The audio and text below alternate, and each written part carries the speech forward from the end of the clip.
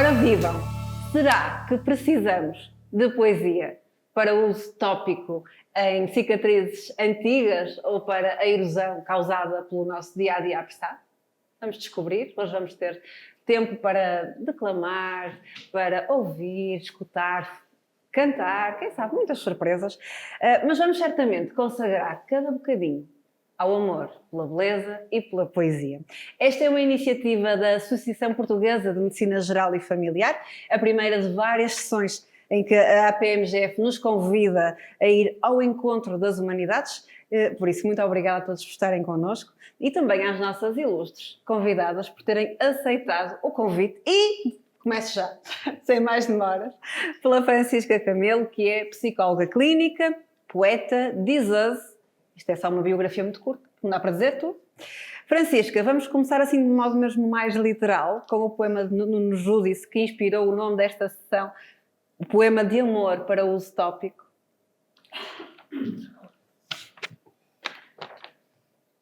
Quero-te como se fosses a presa indiferente, a mais obscura das amantes. Quero o teu rosto de brancos cansaços, as tuas mãos que hesitam, cada uma das palavras que sem querer me deste. Quero que me lembres e esqueças como eu te lembro e esqueço, num fundo a preto e branco, despida como a neve matinal se despe da noite, fria, luminosa, voz incerta de rosa.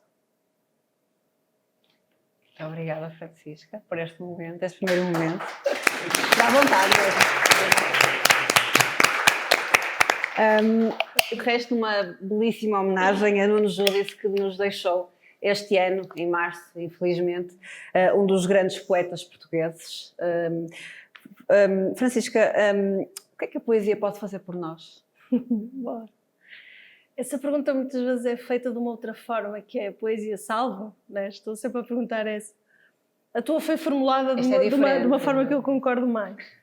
Primeiro porque acho que, de facto, a poesia em si não só não salva, como não faz nada por ninguém. Se eu, de facto, não souber ler e não conhecer alguém que me transmita a poesia pela via oral, por exemplo, a poesia não existe, né? Só existe através da nossa leitura dela.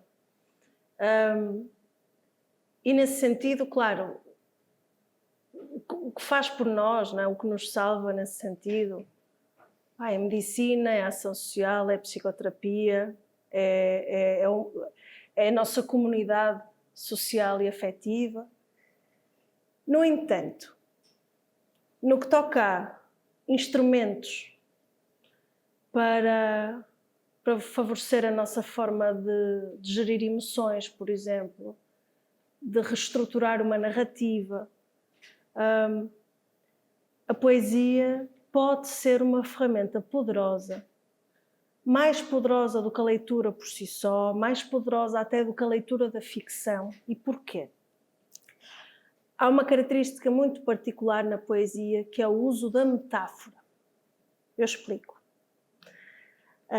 Há um ensaio maravilhoso que explica muito bem isto, já agora se quiserem ler, que é o Poetry is Not a Luxury, da Audre Lorde, que acho que está cá, está traduzido em Portugal pela Gisela Casimiro.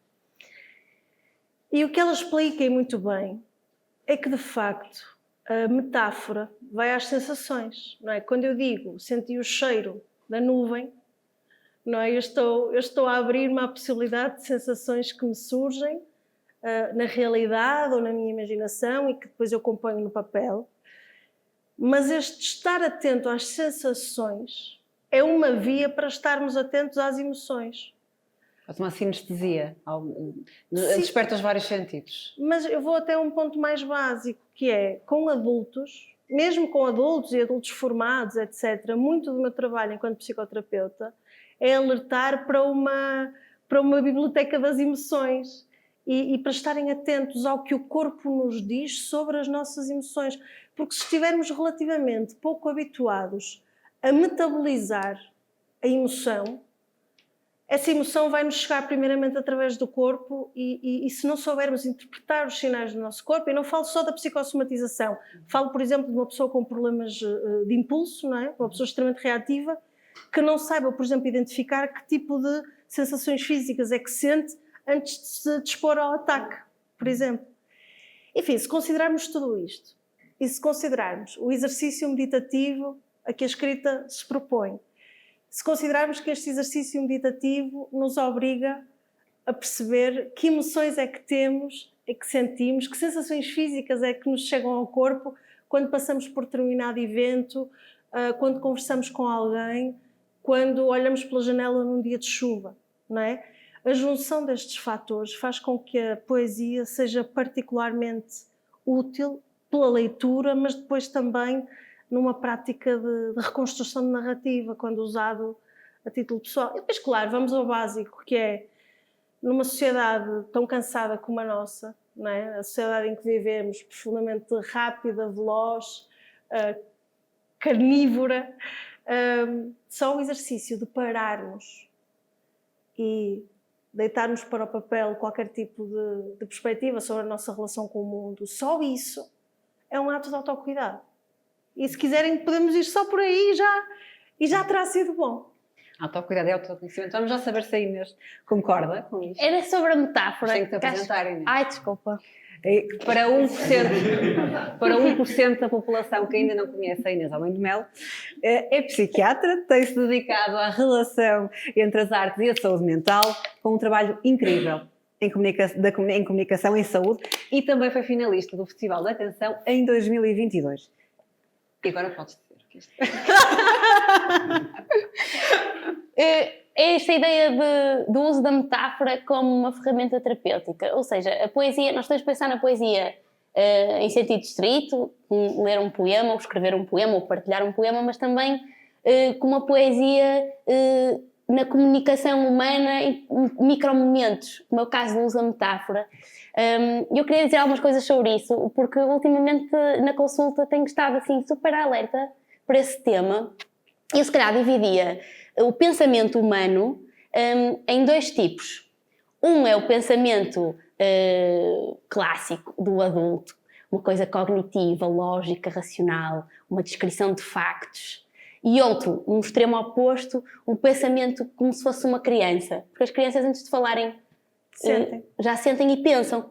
E é assim uma coisa tipo cheia de imagens, meia confusa. Para um adulto, que aqui todos somos, o mais próximo desse pensamento é sonhar. Estão a ver quando acordam tipo, em pleno sonho e contam: ai, não acreditas o que eu estava a sonhar, e sai uma salgalhada, tipo, os assuntos todos misturados, e as pessoas que representam, por exemplo, o namorado está representado por outra figura, mas a gente sabe que aquela... Portanto, esse é o pensamento mais infantil, mais pré-verbal, portanto, sem palavras, é muito à base das imagens e muito confuso, e que emerge do cérebro das emoções. Era o que a Chica estava a dizer, de o que é que o teu corpo diz, uma coisa muito sem palavras.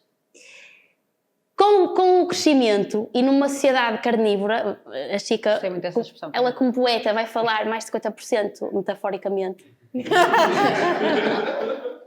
Funciona muito bem em psicoterapia, deixa que te diga. É aí que eu quero chegar, à psicoterapia.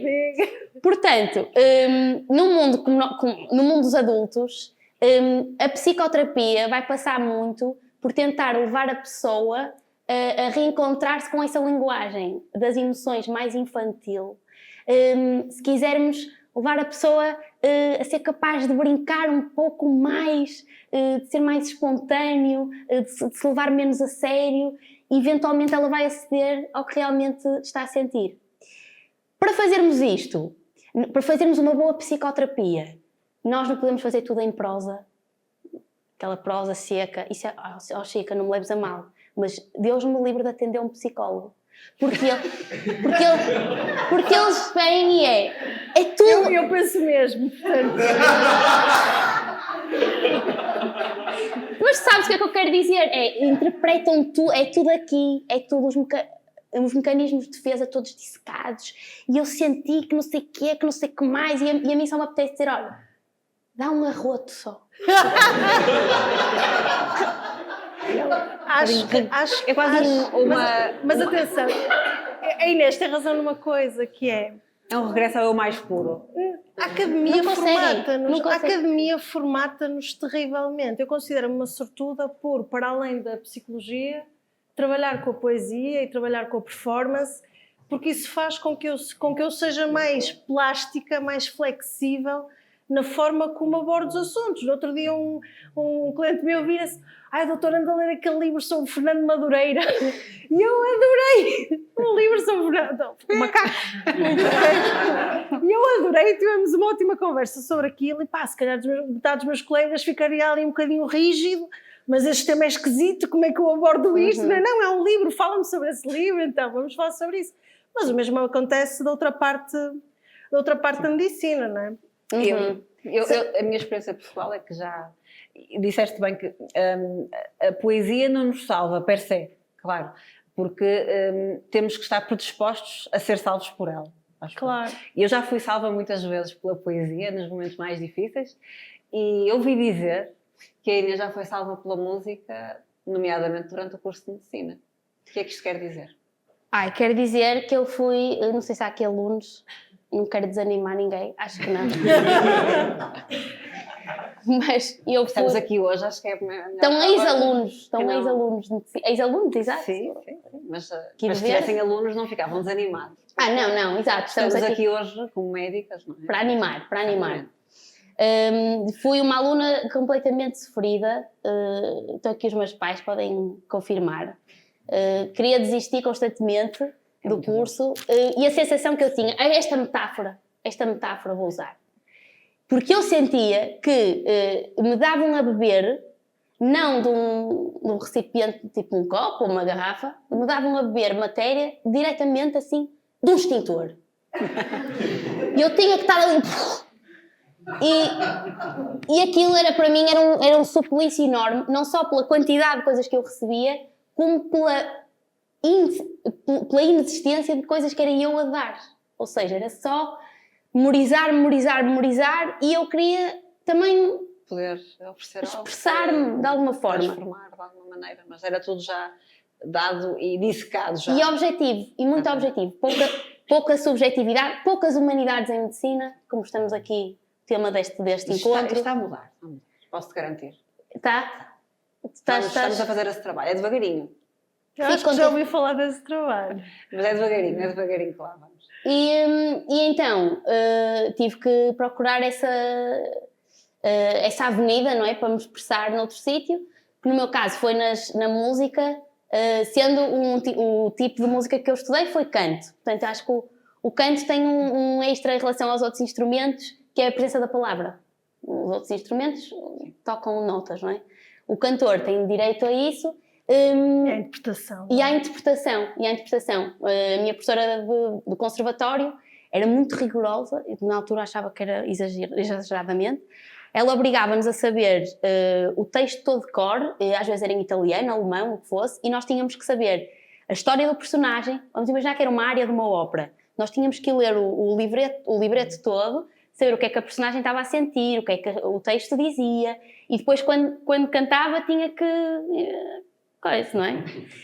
Interpretar. Portanto, o canto é um mix de várias artes performativas. Dramatização, texto, música, e acho que é isso. Muito complexo. E isso era para mim um palco também. Era e é. Isso posso dizer que me salva ainda hoje como médica, porque o nosso papel como médicos é ouvir, quer queiramos, quer não. O palco é do doente. Acabou. E se nós temos dentro de nós um instinto de palco, arranjemo-lo, não é dentro da consulta com o doente. Porque às vezes os doentes dizem, eu hoje vou malhar nos psicólogos. Fui ao psicólogo. Eu também tenho algumas coisas para malhar nos psiquiatras, depois podemos fazer uma battle aí. Bom, desde que deixem os médicos de família em paz, está tudo bem. Fui ao psicólogo e contou-me a vida toda. E eu, pode ser. Mas é verdade. Confirmas essa... Confirmo o que tu dizes, que é, nós temos necessidades diferentes, o ser humano é demasiado complexo para dizer eu só vou fazer isto a minha vida toda. E depois o que fazemos é projetar para atividades que deviam ser muito mais cuidadas nessas fronteiras, não é? e começamos a minar nessas atividades com uma vocação qualquer que temos e que devia ser, como tu dizes, né, canalizada para uma atividade mais estruturada, mais assumidamente criativa, não é? Estamos aqui 3 pessoas que estão sempre a fazer coisas diferentes todos os dias. Mas sabes que a minha tese de mestrado foi sobre contra-transferência. É verdade, lembrei-me disso. O conceito de transferência é muito conhecido, não é? Que é quando o psicólogo ou o psicanalista, né? Vamos ali ao Freud, quando o paciente transfere para o analista determinado tipo de emoções, normalmente erotizadas, etc. Mas a contra-transferência é lixada, que é, eu sou psicóloga, ou seja, o meu pai acabou de falecer, e aparece-me em consulta uma pessoa com um luto tremendo pelo pai. Ou eu tenho uma relação dificílima com a minha mãe e aquela senhora raiz-me parta lembra-me a minha mãe de uma maneira. E quer dizer, eu não vou poder levar isto para a consulta, ou levo em certa medida porque somos todos humanos e o nosso cérebro é demasiado rápido para isso tudo, mas a questão do autocuidado existe para os psicólogos, existe para os médicos, existe para qualquer classe de pessoas que trabalhem com outras pessoas. Até a minha contabilista precisava de psicoterapia, claramente, e portanto é verdade. Mas isso é porque o prazo para o IRS acabou há poucos dias. Ou seja, isto para dizer que de facto, se eu não souber ou sublimo isto através da arte, através de algum tipo de atividade que me leva a catarse, ou então faço psicoterapia, ou melhor, as duas. Pronto. E a contra-transferência, acho que também não devemos demonizá-la. Claro.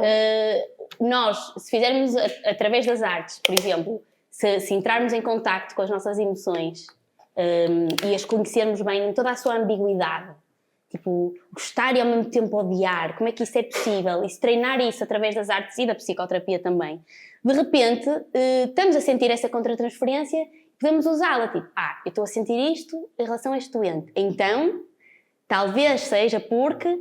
E isso é todo um instrumento terapêutico. Até para trabalhar a própria relação terapêutica. E não o fazer através do disclosure, não é? Porque isso é abusivo, isso é colocar sobre o paciente ou sobre o cliente, como querem dizer, um peso de cuidado para connosco, que não é, não estamos a falar desse tipo de relação, a relação não é essa. Mas há tópicos que se conseguem abordar, por exemplo, por tu perceberes que claramente, por já teres passado por aquilo, tens um maior conhecimento factual de determinados processos que se calhar outro psicólogo que não tivesse passado por isso não teria. Portanto, há muita forma de lidar com isto. Isso leva-nos para uma música. Tens algum poema musical para uso tópico nos médicos? Tenho e nos médicos e em todos? Não é para... Pronto, é para qualquer pessoa, mas é por causa disto que a Chica disse Agora, só uma à parte, eu odeio que me chamem Chica. Mas há um grupo de pessoas, que são as pessoas que me conhecem desde os 10 anos de idade, como a Inês, a quem eu reservo esse privilégio, ok? Mas nenhum de vocês me pode chamar... Os pais da Inês podem. Odeias mesmo? Odeio profundamente. Olha, isso é a propósito do que disseste de estares a atender alguém que está a passar por exatamente um problema semelhante ao teu.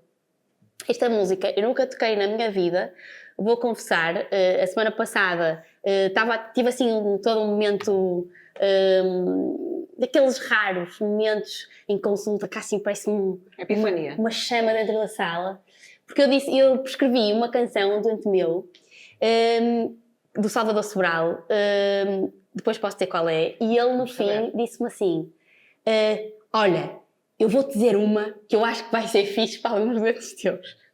Para eu meter na minha farmácia, estás a ver? E eu não conhecia a música e disse, olha, não conheço. E ele, começa a cantar.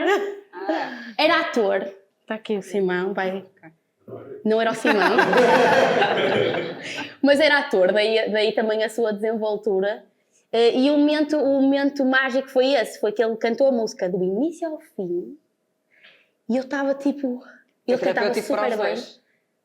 Para mim foi, sem dúvida, e depois colei na música. O Gustavo, este fim de semana, estava tipo, Inês, já chega.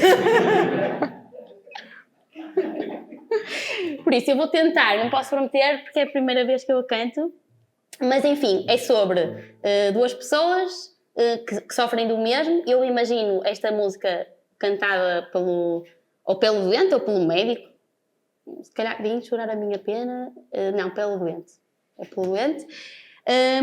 E que a certa altura o melhor remédio é dois seres humanos estarem um com o outro quando não há solução. Isso é o próprio remédio.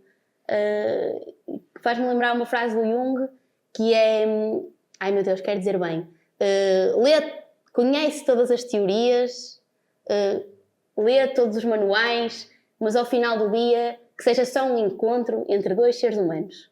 Qualquer coisa assim. Acho que é qualquer coisa assim. É assim, Gustavo? É assim. Então vá, vou tentar. Então vá. Vim chorar a minha pena. Não, não é assim. Espera aí. Estava muito grave. Desculpem.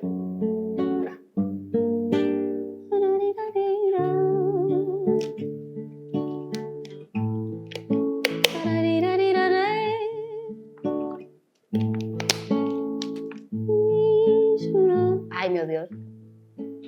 Hoje é para improvisar mesmo. Não é só... Vim chorar. Não foi assim que eu comecei há bocado.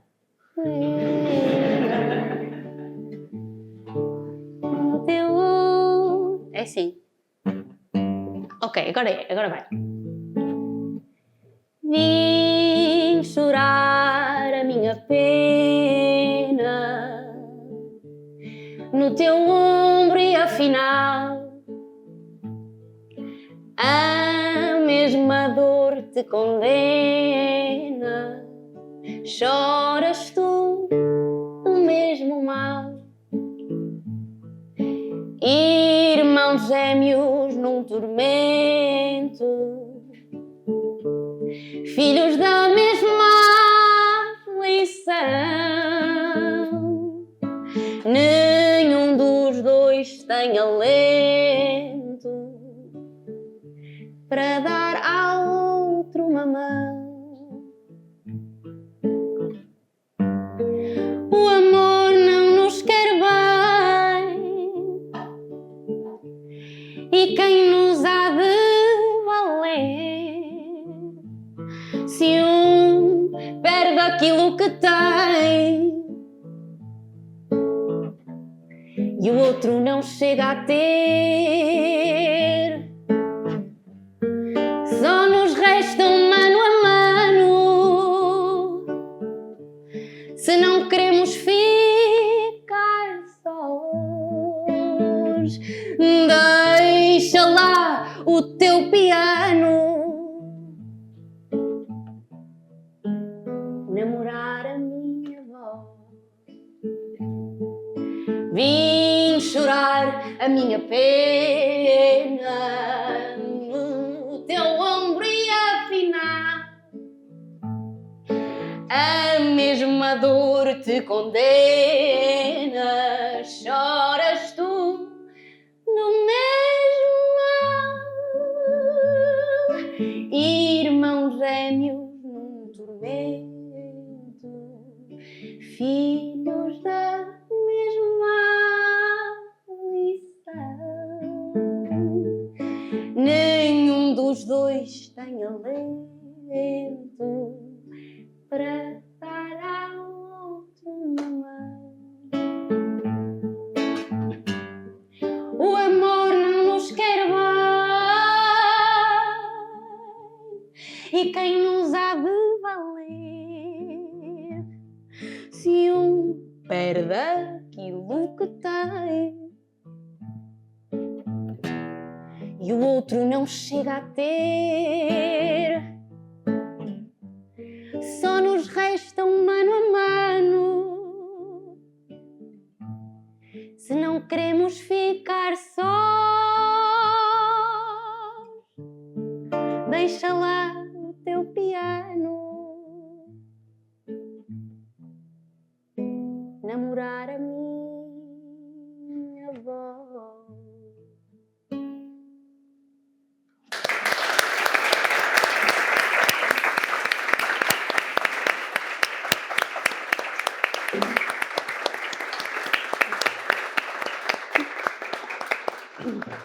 Uau! Obrigada, Inês. Que O piano a lindo. namorar a voz. Coisa bonita, não é?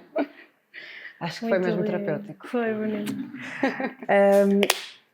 Natália Correia escreve no seu poema A Defesa do Poeta, que escreveu para ler em tribunal, censurada a sua obra em 1966, não chegou a ler em tribunal, desaconselhada pelos seus advogados, mas deixou-nos este belíssimo poema que acaba assim: ó subalimentados do sonho, a poesia é para comer.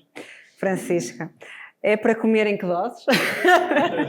E pode-me libertar-nos da censura, não só esta censura que censurou e com redundância, Claro. com esta redundância mesmo Sim. intencional, a Natália Correia, mas uma autocensura até.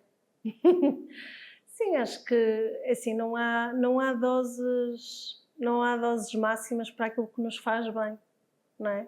A autocrítica e há a noção de que nem todos os males se resolvem com um só remédio. Ou seja, estou a ler muita poesia.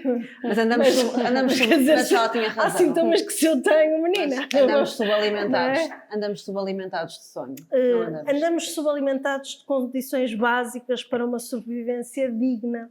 Andamos, e já agora diz-vos uma pessoa que em parte vive da arte, a arte não serve para nada se não tivermos efetivamente alguma coisa para comer. E a Natália era uma mulher muito sábia, mas também vinha de um lugar privilegiado nesse sentido. Eu já conheci gente, sim, depois de trabalhar 4 anos numa cadeia, não é? Conheci gente que viveu na rua muitos anos e não há capacidades cognitivas que sobrevivam a um determinado tipo de alerta permanente, não é? Ou seja, a poesia serve para comer? Serve. De preferência, se já tivermos o estômago cheio. Eu sou muito materialista, filosoficamente falando. Carnívoros, comer. Não, mas é muito isso, não é? Mas é muito isso. Se calhar sou muito oral. Isso vai buscar a pirâmide de Maslow, não é? Das necessidades, porque realmente não conseguimos estar no ponto superior, não conseguimos. Estamos aqui a falar da maravilha que é a poesia, mas tem que estar o resto suprido para lá chegar. Exatamente. Simultaneamente, acho que não podemos subvalorizar a capacidade de análise metafórica que têm muitas vezes pessoas que não têm sequer o ensino superior, não é? Eu cheguei a trabalhar poemas, sei lá, da Cláudia R. Sampaio, por exemplo, com pessoas com a 4ª classe ou menos, e quer dizer, aquelas pessoas alcançavam tanto daqueles versos como eu, como vocês, como qualquer pessoa aqui sentada, não é? Portanto, há aqui uma mistura entre considerarmos necessidades básicas de alimentação, de educação, de desenvolvimento cognitivo básico para que se consiga... E depois o facto de, estabelecidas algumas condições, todos sermos capazes de fruir a arte e de a filtrar de uma forma que nos vai ser útil. Porque eu sou totalmente a favor de uma democratização do acesso à arte. Claro. Isso é muito importante, é um passo que ainda tem que ser dado, mas a certa altura, também creio que no podcast o poema Ensina a Cair, que também convido todos a ouvir, é muito interessante, e a Francisca esteve lá no podcast, e dizias que não tem que ser inteiramente inteligível a poesia para nós podermos usufruir dela, ou seja, não temos que perceber a intencionalidade ou até, digamos, que aquela frase ou aquela metáfora pretende dizer para fruirmos da poesia. Claro. Como dizias nessa altura também, quando olhamos para um quadro de ali podemos adorar ver o quadro e não precisamos de perceber o que é que ele está a passar, não é? Eu adoro ouvir jazz, adoro, eu não percebo nada daquilo, mas se me perguntarem o que é que está a acontecer ali, quais são os tempos, se calhar nem os instrumentos eu sei identificar bem, eu sou ignorante no que toca à música, e no entanto o prazer que aquilo me dá supera qualquer tipo de necessidade de racionalização. Mas é exatamente a premissa da poesia nos agradar, mesmo quando nós não a percebemos, é exatamente por a poesia e a música serem aparentadas. Sim. Porque há uma musicalidade na poesia, há uma musicalidade, mesmo que não rime. E há estudos disso, feitos em bebés, em que a reação deles a poemas não é igual à leitura de prosa. E ainda maior, é curioso, a reação deles é ainda maior se houver rimas e se houver familiaridade ao poema, ou seja, se for consciência fonológica, que é muito importante a rima. E o que acontece no cérebro é algo, a área do cérebro que se ilumina mais consistentemente na leitura da poesia não é a área das palavras, é a área do prazer.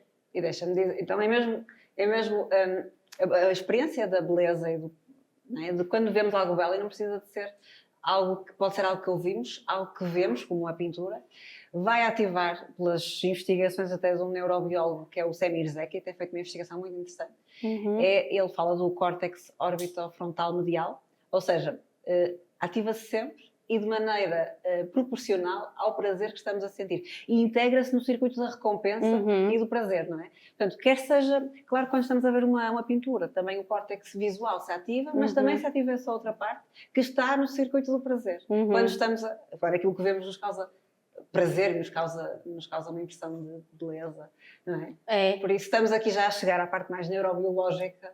No caso da poesia, os estudos mostram que há um pré-chill experience, ou seja, é um pré-arrepio, que vai escalando, até ao punchline. Se o poema for bom, não é? Se o poema for bom. Sim, e depois... Mas fez-me todo sentido, porque eu quando ia estudar poesia do Pinguim, agora estou um bocado faltosa. Não só. Eu estava sempre à espera daquele que é o fim do poema, que agora percebi que é o núcleo. Não é? Que se trabalha, não é? Isso trabalha-se na escrita. É? Há uma oficina de escrita que tu podes ter para isso. Mas a poesia tem estas vertentes interessantes, que é, nós podemos gostar de a escrever, podemos gostar de a ler ler para nós, interiormente, ou de a ler em voz alta e ainda de a ouvir. E eu por acaso uso muito, enfim, eu vou partilhar uma coisa pessoal, mas quando estou a fazer as tarefas domésticas pela casa, que é uma coisa que eu detesto, e costumo pôr no Spotify a pessoas a declamar poesia, porque realmente é uma forma de eu fugir, porque dobrar roupa é uma coisa muito desagradável. E se quiseres uma técnica que é válida para qualquer um, embora foi desenhada para pessoas com déficit de atenção, que procrastinam muitas tarefas, nunca ouças poesia dessa forma, a não ser quando faças as tarefas domésticas, porque assim o teu cérebro vai ficar tipo, tarefas domésticas! Ou seja, se tu reservares essa experiência prazerosa... Eu faço isso não intencionalmente, faço bem. Fazes bem, mas não repitas a experiência noutros contextos, porque senão o cérebro vai pensar... esquece, não. Já não pode ser, já estou a perceber. Tem que ser mesmo para eu ligar aquela atividade. Afinal, eu gosto daquilo, mas eu gosto de ouvir a poesia, mas o meu cérebro vai pensar que eu gosto de dobrar roupa. Isso. E de emparelhar as meias. Vais enganar o cérebro, exatamente. Maravilhoso. Sempre bom. Mas, Inês, Francisco... Vocês deixam-me assim, vejam lá como é que vocês me deixam. Francisco. Tinhas alguma poesia para nos ler agora nesta parte sobre em que falávamos da censura, da autocensura, Mas não é sobre a autocensura. Sim. Na verdade, isto é... Mas é a poesia para comer. Estamos a falar. Sim. Por acaso esta tem assim alguma comida, um bocadinho... pronto. Hoje em dia posso dizer, não com muita alegria, que já assisti a muitos surtos psicóticos, não é? Mas há muitos anos atrás, este livro foi o meu primeiro livro e o próprio livro já foi publicado 2 anos depois de estar escrito e quando foi... E pronto, aquilo foi escrito com poemas dos meus 16 aos 20 e poucos anos, portanto eu já nem sequer me identifico propriamente com o que aqui está. Chama-se Cassiopeia. Cassiopeia. Mas tem um poema que descreve o primeiro surto psicótico a que eu assisti. Eu trouxe este poema precisamente por achar que faz sentido para esta plateia. E também como às vezes é preciso humanizar a psicose, não é? E a escrita e a leitura podem ajudar a isso, não é? O estigma pode ser uma coisa muito, muito destrutiva. Isto não é um poema. Vai falar das convulsões, dos delírios de ovos dançantes, da paragem de digestão. Escuta, se isto não é um poema, dá licença eu mencionar a casa doente, os restos excessivos da ceia de Natal a apodrecer junto ao silêncio que todos comem porque a mãe dorme, e a casa tão bonita enfeitada com o primor de quem preparou a mesa mais solitária do ano. Isto podia ser um poema. Mas não há amor que redima a mãe do Xanax e do Seroxate, que sonha com fadas cor-de-rosa e que ama o amarelo, porque é a cor da pulseira que lhe dão e ela fica tão feliz. A mãe que nunca foi tão bela, mas mostra a barriga na urgência psiquiátrica enquanto diz: olha, parece um Buda. E chora. Chora tanto com medo que o amor a tenha largado de vez e eu aqui, a ver tudo de longe. Eu gostava tanto que isto fosse um poema, mas não é possível redimir este Natal. Já não dá para perdoar os 365 dias deste maldito anatrófico, os 60 miligramas no estômago da mãe, as convulsões e a espuma ao canto da boca. Ela dorme tardes inteiras, com medo das vozes na cabeça e das vozes da beleza, e sonha com passeios pelo parque da cidade antes de adormecer em posição fetal. A mãe pede muito que ninguém a veja assim. Eu gostava que isto, sim, eu gostava tanto, isto podia ser um poema. A mãe podia estar boa. Quando pergunto, este poema podia não ser assim tão triste, mas a mãe, ela dorme. A mãe dorme tão bonita e eu não esqueço. A mãe dorme. E isto não é um poema.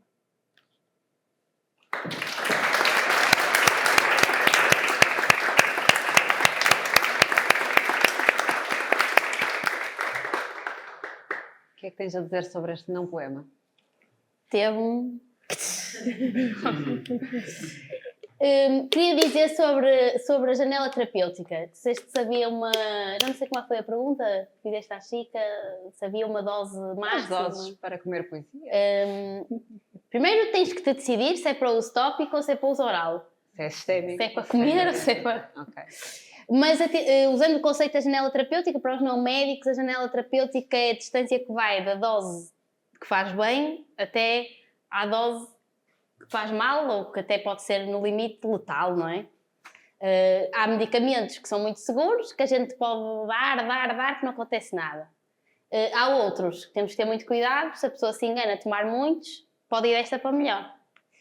Nesse sentido, a poesia... Eu estive a pensar um bocadinho sobre isso, até estive a pensar que eu gostava sobre esse assunto, saberia um máximo. E os dois chegámos à conclusão, isto indo ao encontro do poema, chegámos à conclusão de que o máximo expoente de excesso de poesia é o estado psicótico, porque as pessoas psicóticas, quando falam das ideias que vão na sua cabeça, parece que estão a descrever sonhos, aquilo é tudo confuso e depois fazem associações entre coisas que não têm nada a ver e atribuem significados e tudo é simbólico. Aqueles sapatos do Simão, aquela cor é a cor da árvore, logo a árvore é muito... e às vezes dizem coisas verdadeiramente poéticas. E isso, essa ideia, não é? A semelhança entre a psicose e a poesia está muito enxertada no discurso de porque é que os grandes criativos realmente Sim. têm mais probabilidade. Exatamente, é como se vivessem de ter doença mental grave, é como se vivessem ali no fio da navalha. Ou seja, o bom é funcionalidade ter o pensamento com neurodivergência. solto, não é? É verdade. É verdade. Há uma metáfora, eu hoje estou com o Jung. No limite, se não fores funcional, também deixas de conseguir escrever. Claro. Ou escreves muito, mas vais queimar tudo a seguir porque está tudo a fazer parte de um ritual XPTO, quer dizer, Ou escreves muito estéril, e que não é perceptível já, não é? Já. Exatamente. O Jung tem uma metáfora linda sobre este tema que ele verbalizou depois de atender a filha do James Joyce. O James Joyce tinha uma filha, claro, já morreram todos, tinha uma filha que era bailarina, que era uma grande bailarina e que, entretanto, teve um primeiro surto psicótico e nunca mais conseguiu ser funcional remotamente. E o Jung avaliou-a e disse que ela era totalmente genial e o James Joyce disse: esta minha filha pensa igual a mim. O James Joyce, conhecidamente, os textos dele são um bocadinho borderline também. E o Jung disse assim: olha, é que a diferença entre ti e a tua filha é que tu vais mergulhar às profundezas do oceano, mas és um mergulhador. Tens uma botija de oxigênio, quando é para subir, sobes. E a tua filha só se afundou e já não consegue voltar a subir. Portanto, o bom é ir e voltar. E é isso que há bocado falávamos de levar os carnívoros muito lógico-cognitivos, um bocadinho um regresso à infância, poesia e arte, e depois cá para cima. Mas sabes que há uma coisa engraçada, que é o escrever só para gaveta. Ok, vamos supor que toda a gente aqui tem o potencial de ser um ótimo escritor ou escritora. Essa vergonha permanente de manter tudo para a gaveta, etc, etc, não só impede a pessoa de eventualmente se tornar alguém mais produtivo, não é, a esse nível, como o exercício da escrita, quando se transporta para outras áreas, para a publicação, por exemplo, ou para só o facto de eu estar aqui nesta conversa hoje à noite, comprova que, por mais que eu tenha estado até à 1 da manhã a escrever os poemas para um trabalho que me foi encomendado, hoje estou aqui plenamente funcional e a conversar convosco, não é? A questão é, estes momentos obrigam-me à funcionalidade, não é? Ou seja, onde eu quero chegar é aquela ideia do ermita que fica fechado sobre os seus próprios textos e sobre si mesmo e não partilha, não discute, não divulga, não é? Isso é de longe, isso não tem a ver com o excesso de uso da poesia. Mas eu sei que não. A minha metáfora não tinha a ver com o isolamento. Quando eu disse que ela se afundou, não era no sentido de se isolar. Claro, eu percebi. Estamos aqui a falar da poesia, mas não podemos passar o nosso dia a ler e a declamar e a ouvir poesia. Ou até podemos. O que não pode haver, ou seja, eu não acredito que haja excesso de poesia. Eu acho é que não pode haver a insuficiência de outras coisas. Sim. Que é diferente. Pronto, ou isso. Objetivamente não me faz mal ficar um dia inteiro a ler ou a escrever.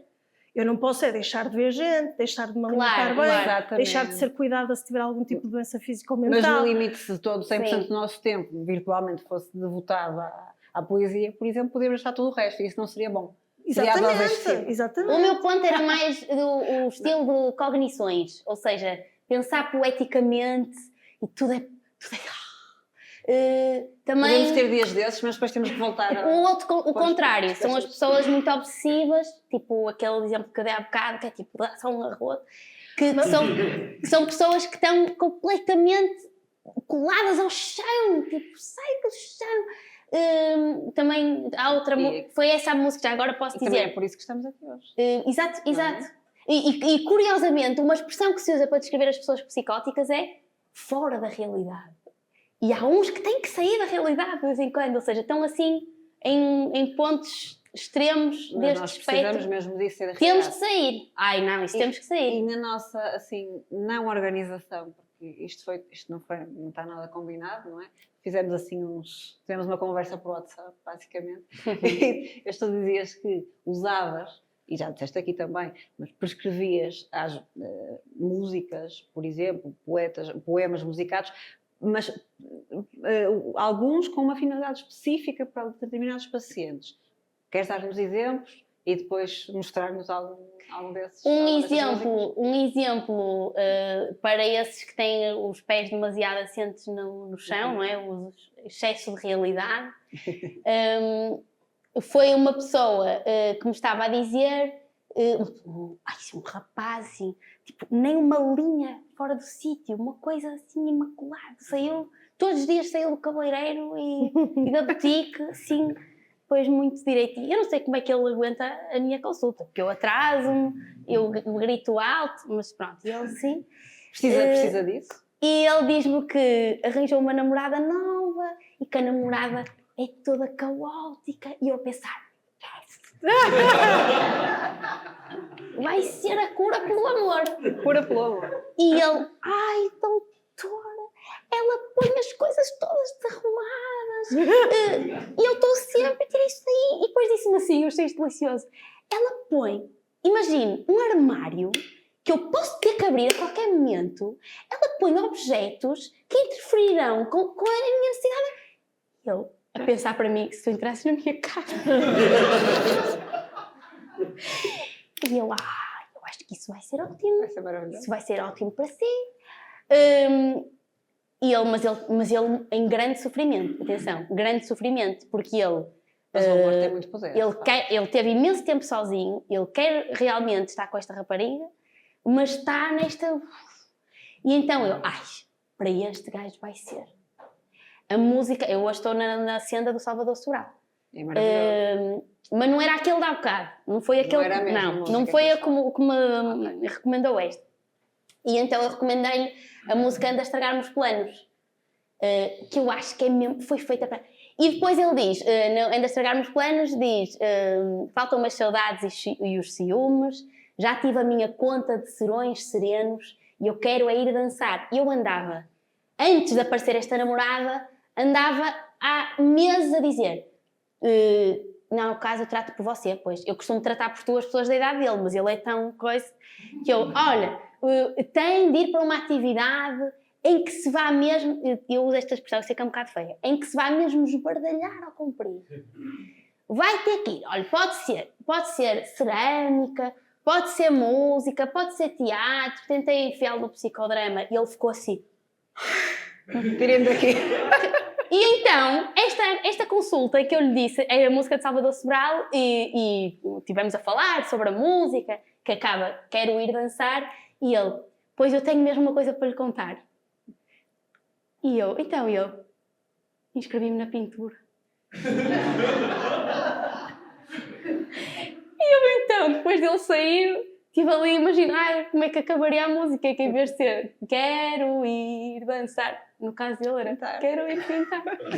E pronto, e foi essa a música que eu lhe recomendei. Depois dele ir embora, passado umas horas, disse à minha assistente, olha, manda este link para ele, que eu quero mesmo que ele vá relembrar a música. E pronto, e foi o caso. Isto porquê? De dar músicas às pessoas que representem a situação em que elas se encontram. Isso tem a ver com o facto das pessoas que têm sofrimento mental, regra geral, acham que são as únicas pessoas à face da Terra que têm aquele tipo de sofrimento. Então sentem-se ridículas, sentem-se isoladas, alienígenas. Às vezes pessoas que têm quadros ligeiros perguntam tipo, nunca viu ninguém tão mal como eu. E eu fico tipo...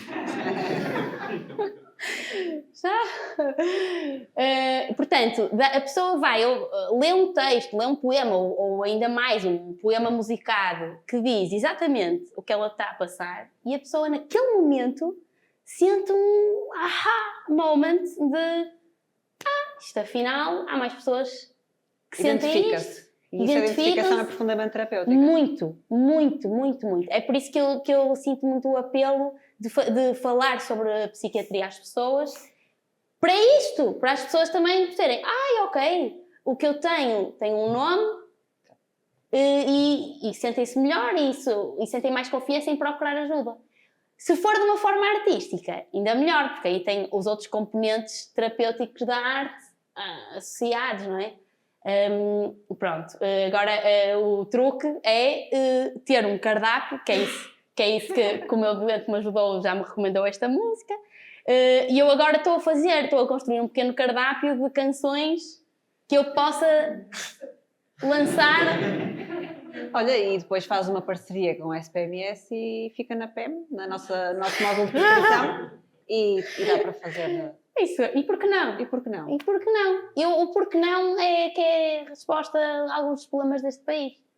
Que há uma certa crença de que o que não é medicamento não é bem... Mas cada vez mais temos evidência mesmo de estudos.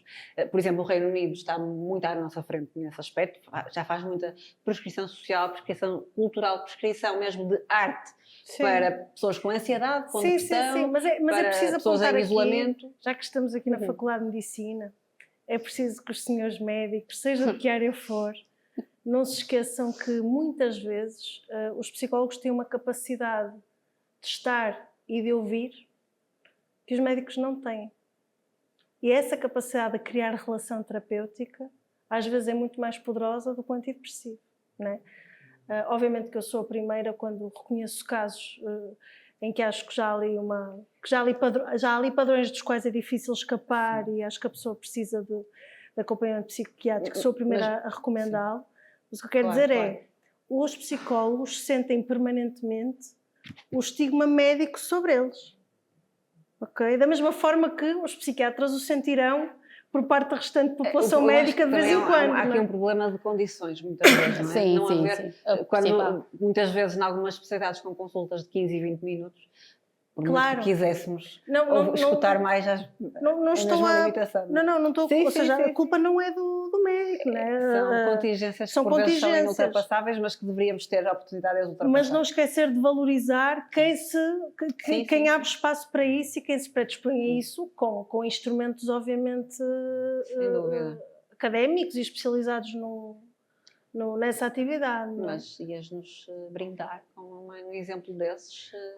Mas temos que explicar às pessoas o conceito da prescrição, que tu ias explicar. É isso. Não, temos que explicar, porque realmente o Reino Unido um exemplo, é dos países europeus a par com Suécia, Finlândia, que têm assim, uns serviços de saúde mais desenvolvidos, em particular da saúde mental. E o que é que eles fazem lá? Foram os pioneiros mesmo, há mais de 20 anos que têm isto, que é a prescrição social. É o quê? É aquele doente que vai ao médico de família, vezes sem conta, e que o médico já percebeu que aquilo não é um problema de saúde. É um problema chamado solidão, que já agora aumenta mais a mortalidade do que fumar. E não tem nada para lhe oferecer. E o doente vai lá uma vez, outra vez, gasta imensos recursos ao Estado. Chamados hiperutilizadores. Coitado, ele não tem mais para onde ir. E então o que é que fazem no Reino Unido? Médico de família. Mas tem que ser um médico a prescrever, porque isto tem um efeito mais chanã. O médico passa uma prescrição social, a pessoa vai se reunir com uma outra figura, que normalmente é um assistente social, e que se chama Link Worker ou Navigator, que é uma pessoa que conhece tudo o que existe no terreno. Na comunidade. Exemplos: projetos de voluntariado, aulas de conversação de inglês, programas em museus. Programas em museus, ciclo de música, curso culinário, espetáculos, é que conhece tudo, faz uma entrevista ao doente a perceber quais são os interesses dele, se ele tem capacidade até de mobilidade, se vai aguentar emocionalmente a atividade, mas sobretudo o que é que ele gosta. E depois faz uma prescrição, mas uma prescrição tipo 3 vezes por semana. Porque isto tudo, vocês conhecem o efeito placebo, não é? A gente tem que... isto aqui vai mesmo ser incrível. E depois a pessoa vai resolver o problema da solidão, no mínimo. Porque depois há a parte dele se ter que se mover, de se aperaltar, depois começa a... Pronto, e há estudos observacionais que têm mostrado uma redução nesses pacientes do recurso a consultas médicas, com médico de família, e mesmo da taxa de admissão hospitalar. Claro que, faço a ressalva, quando estamos a olhar para a evidência que vem de estudos observacionais, não podemos estabelecer nexos causais e, portanto, com esta ressalva, mas há aqui caminho com muito potencial para realmente virmos a usar mais estes recursos e com mais evidência também. Dentro da prescrição social existe um braço mais específico, que é a prescrição cultural. Sim. E dentro da prescrição cultural existe outro mais pequenino, que é assim um grande chavão lá no Reino Unido, que é Arts on Prescription. Pronto, mas estas palavras importam, porque dá logo assim um chavão de confiança à questão. Nos países do Norte da Europa também há grandes projetos nesse sentido. O nosso país teve um projeto muito interessante no Alentejo, curiosamente, de Arts on Prescription, onde eles faziam, eu li o manual deles, e eles faziam questão, isto para os médicos de família aqui presentes, eles reforçavam lá: tem de ser o médico a prescrever isto. Sim. E com pompa e circunstância. Há alguns projetos em que não é o médico e os resultados não são diferentes. Ou seja, as pessoas estão a perder confiança nos médicos, mas ainda há esperança. E dás então. É verdade. Pois é, deixa cá ver o que é que Tens traz. aqui uma coisa preparada para nós. Isto agora era a Queres um propósito. bocadinho de água? Basta água, vou buscar. Não é preciso. Vai ser o quê? Vai ser uma canção. Esta é de um amigo meu que escreveu. E que eu prescrevi a um casal. Não foi estritamente ao meu doente. Eu trabalho num centro de pessoas com dependências e é um clássico de as esposas dos cocainómanos acharem que eles têm outra. Uma amante. Até que descobrem que na verdade... Tem mesmo, não é? que tem uma amante chamada cocaína. Claro. E é incrível, porque este padrão repete-se. E depois entram ali, depois delas já descobrirem, ok, é cocaína, depois entram ali num baile que também muitas vezes repetir, que é, ela põe-lhe as malas à porta e ele diz nunca mais, é a última vez, ok, aceitam e até que descobre que ele está outra vez a consumir, sempre assim, pronto. E esta música do meu amigo chama-se Juro que já não dou nela, meu amor. E eu ouvi a música e aquela música bateu-me por empatia, porque eu não sou cocainómana, muito menos esposa de cocainómano. Esperas tu. Estás mais magro ultimamente. Não sei. Se o resto ainda funcionar. E então, bateu-me mesmo, porque eu quando ouvi esta música foi, isto é a história das minhas consultas. Mandei mensagem ao meu amigo a dizer, desculpa, esta música é sobre cocaína, certo? E ele, olha, tu acreditas que as pessoas não percebem? Ou seja, confirmou-se a minha teoria, mas realmente a música parece falar sobre uma amante, que é o que a maioria das pessoas acha. Mas que é mesmo, não é? A maior parte dos toxicodependentes dizem, sei lá, a cocaína ou a heroína é o amor da minha vida. Não é? Exato. Posto isto, este casal foi um casal que eu tive na consulta. É assim, as mulheres, sem só mesmo à parte, o segredo é empoderar as mulheres para elas deixarem de ser cornos mansos. Porque elas aceitam-nos e eles, isto é como as crianças. Eles veem que elas aceitam e andam nisto. E o tratamento muitas vezes passa por elas, tipo, acabou. E a partir daí... O tratamento passa muitas vezes por uma ideia de autorrespeito que a mulher socialmente também não é condicionada a ter. E isto chama-se feminismo. Já não é? Também. Embora, sim, assim. Também é uma questão social, percebes? Outro do tipo de clássico tratamento lá... que uma mulher aceita ou não. Não estamos a culpabilizar a vítima, não é isso. Claro. Mas há uma preconceção social de eu posso ser mansa, eu posso aceitar, eu devo aceitar, não é? Que quando se trata com esse tipo de perfis, é uma escalada. Sim, é verdade. E está ali o Cota que esteve comigo ontem lá e realmente há outra coisa que é muito comum, que é eles serem tratados pelas esposas como se fossem filhos. É uma transação. Ao ponto que às vezes o Cota é de pedopsiquiatria. Ele assim, Inês, isto é igual à pedopsiquiatria? É. Eu achei brilhante, porque realmente é. Mas então, juro que já não dou nela no meu amor. Vamos lá ver como é que sai, que também é outra que eu não costumo. Está ligado. Eu trouxe mais água. Obrigada, não, está bem. Vamos lá ver se eu faço como há bocado. Então é. Juro que já não dou nela, meu amor. Nas horas que esqueci a dor, esqueci o calor dos teus braços. Juro que deixei de deixar à mercê do que ocorria num WC, mas tinha de ser assim. Mas penso nela todo o tempo e confesso faltar-me alento para esquecer esta ilusão. Já começo a sentir tédio porque pobre coração. Juro que já não dou nela, meu amor. Nas noites de sangue e suor em que esperava por ti. Juro que deixei de deixar à mercê do que ocorria num WC de casas noturnas e outras boates.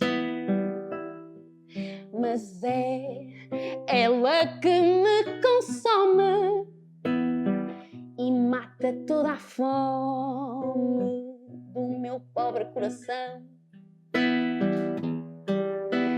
Tudo o que fiz foi um erro. O passado eu enterro se me deres o teu perdão. Já começo a sentir tédio. O passado eu enterro se me deres o teu perdão.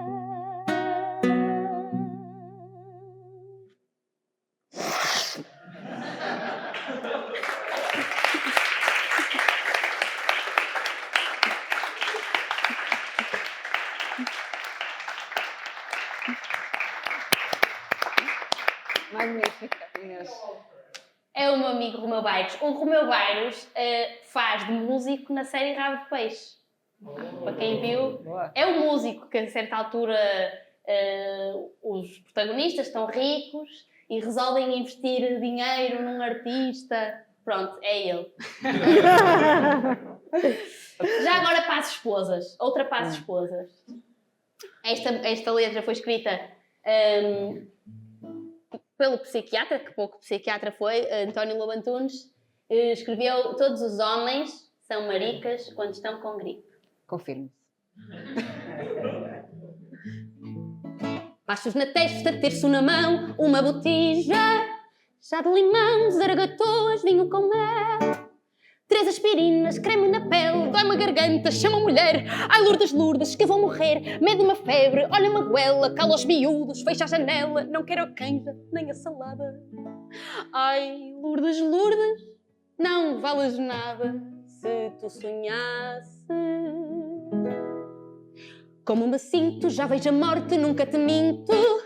Já vejo infernos, chamas diabos, anjos estranhos, cornos e rabos, vejo os demónios nas suas danças, tigres sem listas, cornos de tranças, cornos de cruz. Ai Lourdes, Lourdes, que foi aquilo? Não é a chuva no seu postigo. Ai Lourdes, Lourdes, que foi aquilo? Fica comigo. Não é o vento a cirandar, nem são as vozes que vêm do mar, não é o pingo de uma torneira. Põe a santinha à cabeceira, compõe a colcha, chama o prior, pousa o Jesus no cobertor, chama o doutor, passa a chamada. Ai Lourdes, Lourdes, não vales nada, faz-me tisanas e pão de ló. Não te levantes que fico só aqui, sozinho, a apodrecer. Ai Lourdes, Lourdes, que vou morrer.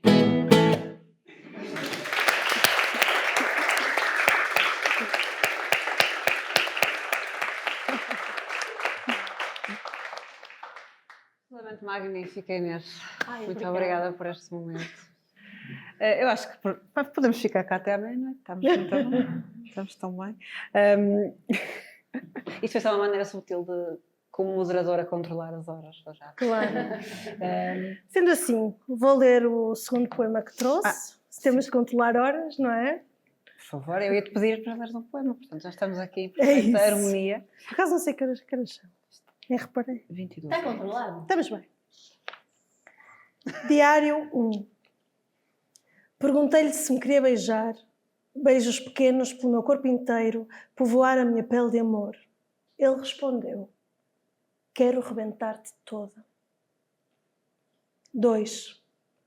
Antes de ingerir a primeira dose de atmosfera, devíamos ler a bula sobre os efeitos secundários mais frequentes. 10 em 10 utilizadores sofreram náuseas, fraqueza e indigestão, 1 ou 2 tipos de abuso, por vezes simultaneamente. Normalmente segue-se a falta de líbido e alguma solidão asfixiante, consulte o seu médico se esta se prolongar após a morte. 1 em cada 1000 utilizadores poderá eventualmente vir a ser feliz, mas não foi ainda possível comprovar esses efeitos. 3. Ela disse que, como voluntária, ensinava as crianças a nadar. Eu pensei para mim que não existe tal coisa e que, na melhor das hipóteses, só aprendemos a afogar-nos mais devagar. Dei-lhe os parabéns pelo gesto de generosidade. Ela explicou que, na verdade, odeia fazê-lo. Justificou-se com o ruído infernal que ecoa na piscina. Most of the times, I just tell them to shut the fuck up. 4. Nada nisso me pareceu estranho. Lembrei-me só que a diferença entre os demónios a gritar na minha cabeça e a piscina pública em hora de ponta é que na vida não nos obrigam a andar de touca. Em contrapartida, é mais difícil nadar fora de água. 5. Ele sonhou que um amante antigo o salvava debaixo de água, sendo mais precisa, salvavam-se mutuamente, mas nunca chegavam a vir à tona. Enquanto me descrevia o tom premonitório deste sonho, eu pensava nos versos escritos no dia anterior, as piscinas e crianças, o eco sísifo. Estamos todos ligados pela arquitetura sinuosa dos líquidos, pela engenharia estrutural dos amores. Meu querido, há naufrágios que nos salvam. 6. De manhã chorei de raiva. Ao sair de casa vi um cartaz, oficina para preencher espaços vazios. Não quis acreditar. O meu inconsciente passeava na rua, mas segui decidida em direção à McDonald's e ao jantar fiz um bolo vegan e sem lactose. Mas com muitas velas. Pus muitas velas nesse bolo. De alguma forma não conseguia parar de acrescentar fogo, como se fosse necessário que alguma coisa ardesse. De repente, tinha-me tornado mestra em como preencher espaços vazios. Mentira. Continuo a aprender.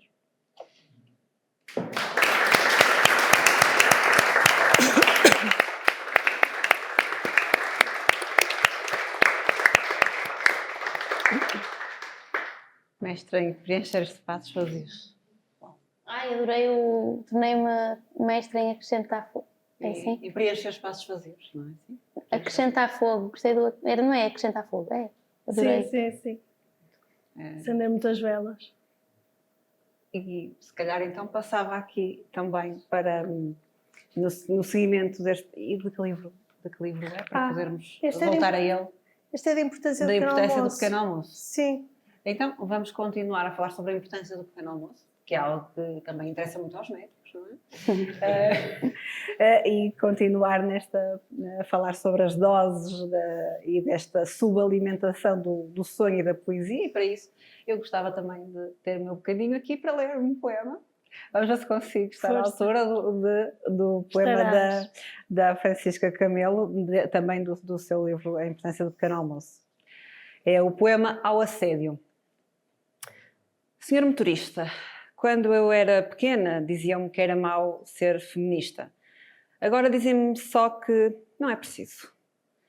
Mas, senhor motorista, quando disse que me levaria para a sua casa, quando falou em coisas que me deixaram com medo e com asco, quando disse que eu era tão simpática, e se era tão simpática e se dizia que não queria, se dizia que não queria, então queria certeza, sei que a culpa não é sua, sou eu. Porque olho nos olhos, uso batom, vestido curto, sou educada e, por norma, até sorrio. Porque me ensinaram assim, bom dia, boa noite, por favor, obrigada. Senhor motorista, agora receio as ruas da minha cidade. Não gosto que me olhem, fecho as pernas, desvio o olhar. Ele a olhar para mim e agora vou fingir que vejo a paisagem. Ele continua, olha-me pelo reflexo do vidro e agora... É melhor ver se a saia está baixa, não sorrir, não olhar, não falar, fechar as pernas, fechar as pernas, fechar as pernas e agora? Agora dou por mim a correr na rua ao som de um disparo que nunca aconteceu. Senhor motorista, não foi por mal que não engracei consigo. Quem sabe numa próxima vez? Até lá, um bom dia, boa noite, por favor. Obrigada, obrigada, obrigada. Muito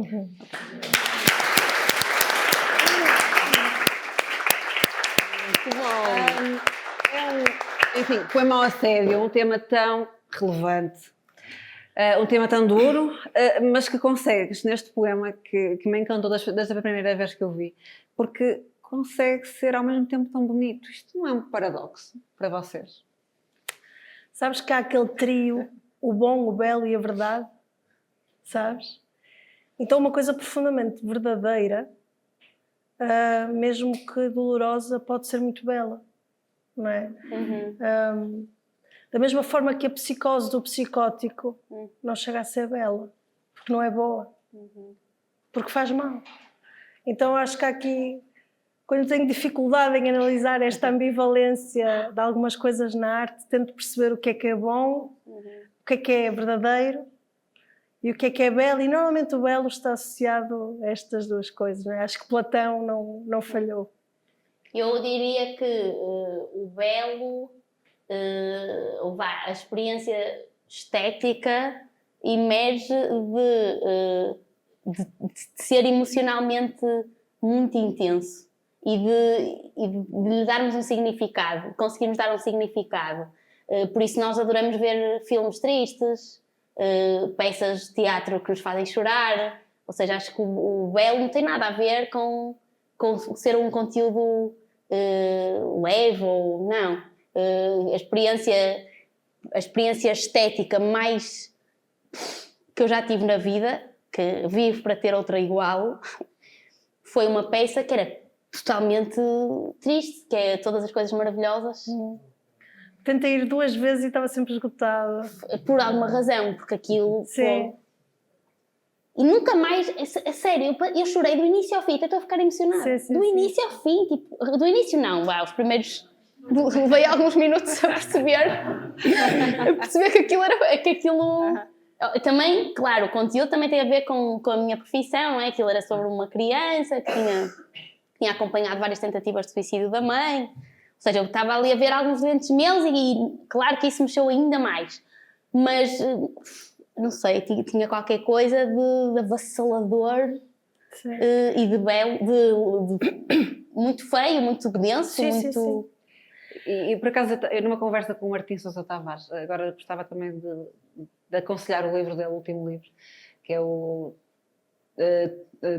Falar Piano e Tocar Francês, que é ao contrário, é complicado.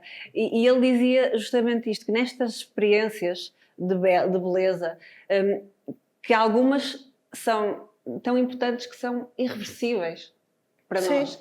E, portanto, nós passamos ao próximo nível depois dessa experiência, não é? De alguma forma, e foi isso que tu sentiste. Tu estavas a falar dessa peça de teatro e eu lembrei-me de uma peça de teatro que me fez gastar a minha mensalidade do mês inteiro quando era estudante, que foi uma peça escrita pela Cláudia Lucachel, que tinha o Albano Jerónimo como única personagem, era um monólogo, que foi o Glória, ou como Penélope morreu de tédio. E é uma peça poderosíssima porque, pronto, primeiro faz menção a um mito quase universal, que é o mito do Ulisses, focando-se na figura de quem fica à espera, não é? Mas a questão é, a peça usava de uma tensão tão forte entre o trágico e o cómico, isto fisicamente no teatro, o tal arrepio, não é? Mas esta tensão física na arte também é fundamental, porque é aquilo que te mantém numa alerta que não se desfaz e que tem um êxtase, não é? Que não é um orgasmo, é outra coisa, mas há uma explosão de alívio, como com a meditação, como com a reza, como com, não é? De alguma forma. E a verdade era, a peça era dificílima do ponto de vista emocional, porque tu querias rir-te muito, mas logo a seguir querias chorar, mas logo a seguir querias rir. E chegou ao fim... Pá, eu não, sei lá, não sei se alguma vez eles vão repor isto, portanto não sei se aqui o spoiler se faz sentido ou não, mas aparece uma figura em palco com um chocolate da Regina e eu chorei durante 1 hora. E o que é que eu fiz? Acho que não é spoiler, pelo contrário. Se voltar a acontecer, vamos Se voltar a acontecer, vou ver. Claro. E pronto, o que eu fiz foi... Mas depois aqui a pirâmide de Maslow às vezes inverte sem querer, que é a seguir eu saio e comprei logo 2 bilhetes para os 2 dias seguintes, fiquei lisa para o resto do mês, não é? Mas voltei a ver a peça mais 2 vezes. Aí foi mesmo de comer. Aí foi mesmo de comer. Foi literal.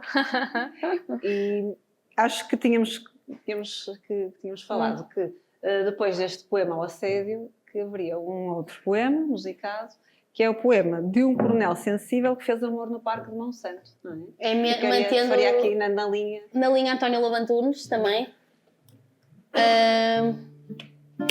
Eu acho que é talvez o poema mais horrível que eu já vi em canção. Horrível nesse sentido, do belo poder falar de uma coisa horrível.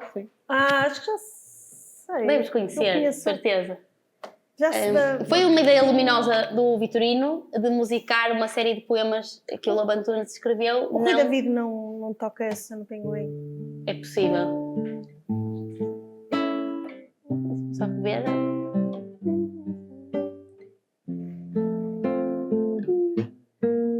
Mal.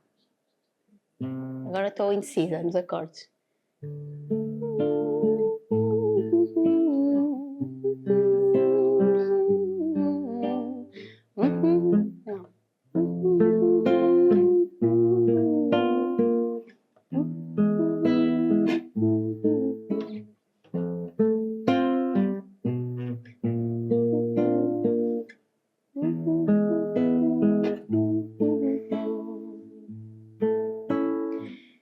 Eu que me comovo por tudo e por nada, deixei-te parada na berma da estrada. Usei o teu corpo, paguei o teu preço, esqueci o teu nome, limpei-me com lenço. Olhei-te a cintura de pé no alcatrão, levantei-te as saias, deitei-te num banco, num bosque de faias de mala na mão. Nem sequer falaste, nem sequer beijaste, nem sequer gemeste, mordeste, abraçaste. 500 escudos foi o que disseste. Tinhas 15 anos, 16, 17. Cheiravas a mato, à sopa dos pobres. A infância sem quarto, a suor a chiclete. Saíste do carro, alisando a blusa. Espiei da janela, rosto de aguarela. Coxa em semifusa, soltei o travão. Voltei para casa, de chave na mão. Sobrancelha em asa, disse fiz serão.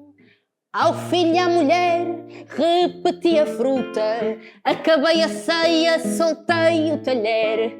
Estendi-me na cama de ouvido à escuta e perna cruzada que de olhos em chama. Só tinha na ideia teu corpo parado na berma da estrada e eu que me comovo por tudo e por nada.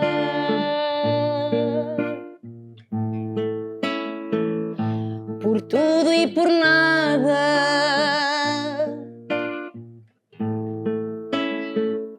Por tudo e por nada.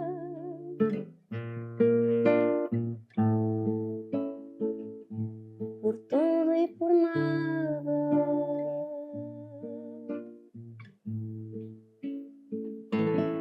Por tudo e por nada.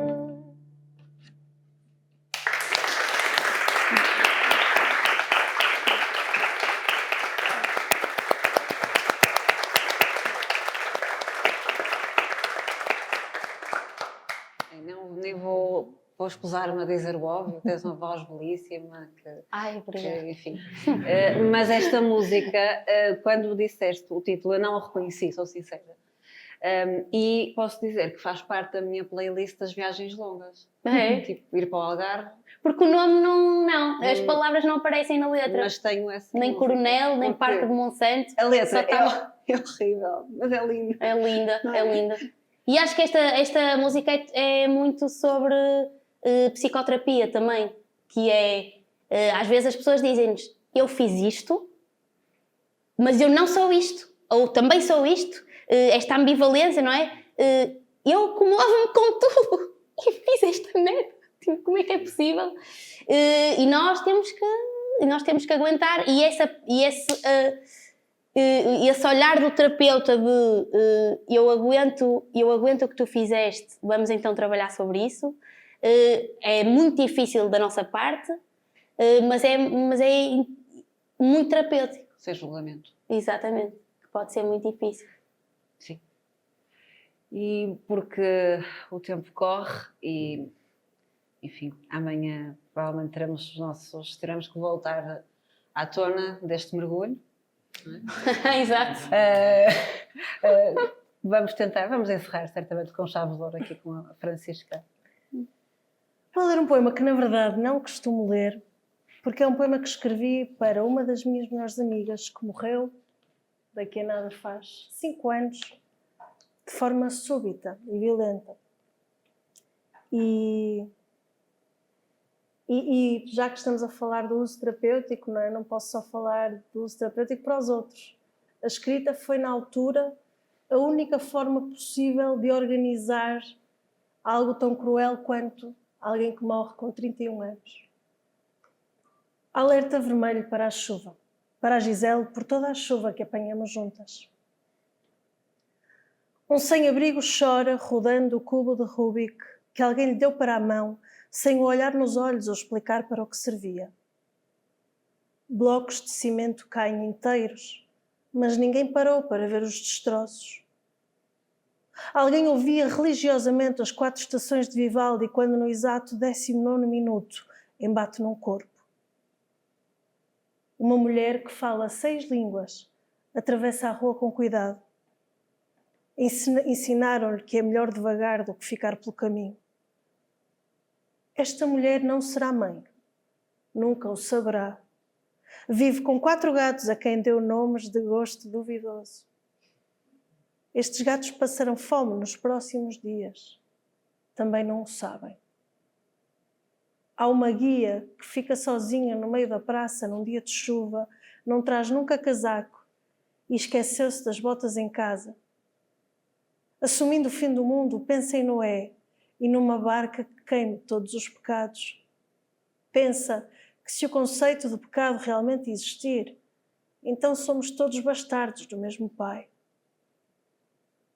Ela pensa no cubo de Rubik, no homem que o rodava chorando. Imagina crianças que nascem, gente que morre. Muita gente morre e é sobretudo nisto que pensa. Pensa que a morte é um poço onde se cai por muito tempo. Ela pergunta-se se quem um dia inventou o cubo de Rubik imaginaria não uma, mas várias formas de chegar à mesma solução e se assim não foi, como chegou à primeira. Pergunta-se paralelamente sobre Picasso, que era cruel e odiava mulheres, mas vê só que perfeito Guernica. Pergunta-se sobre os 350 elefantes misteriosamente encontrados mortos no Botsuana, sobre a recente descoberta de que as estatuetas de Vênus são provavelmente autorretratos, projeções horizontais que mulheres do Paleolítico Superior fizeram do seu próprio corpo, sem filtros ou corretores de olheiras. Esses retratos mantiveram-se vanguardistas. Já então elas sabiam. Mulher é mulher, gato é gato, chuva é chuva e a morte, minha irmã, não terá nunca a última palavra. Ela não desiste nem das coisas inúteis, sobretudo das coisas inúteis. E por isso continuará a perguntar-se sobre o cubo de Rubik. Esta mulher para calada no meio da praça. As pessoas olham-na. Não é normal um dia assim alguém desistir de lutar contra a chuva. Ela percebe então que voa e entende por fim. A vida é demasiado rasa para tanta paisagem.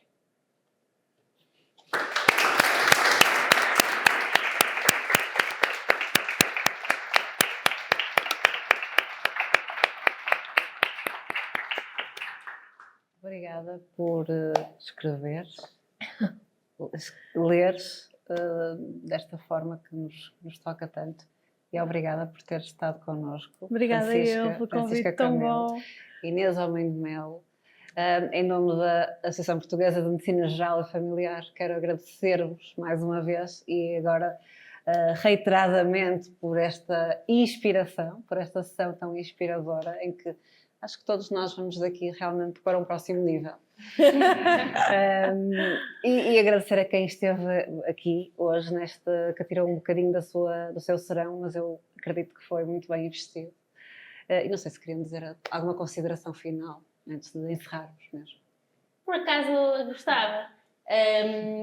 gostava de dizer que estávamos aqui, antes de começar a sessão, a tentar arranjar um estratagema para que estas sessões tivessem mais pessoas. Está muito composta. Está muito composta. Isto porque essa aluna de medicina que fui estava sempre muito indignada porque é que os eventos culturais da faculdade tinham pouca gente. Estava sempre muito indignada. E este convite da Sofia foi mesmo uma alegria para mim, porque eu acho que nós devíamos ter muito mais humanidades em medicina, que é para que haja um olhar mais empático. Aquilo que a Chica disse há bocado, olha, como é que era? Foi ler um livro sobre o Fernando Madureira.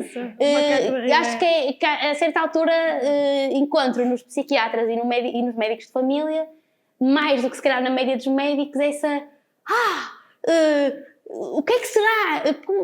Conta-me lá essa curiosidade pelos nichos sociais. E os outros médicos um bocado menos, tipo,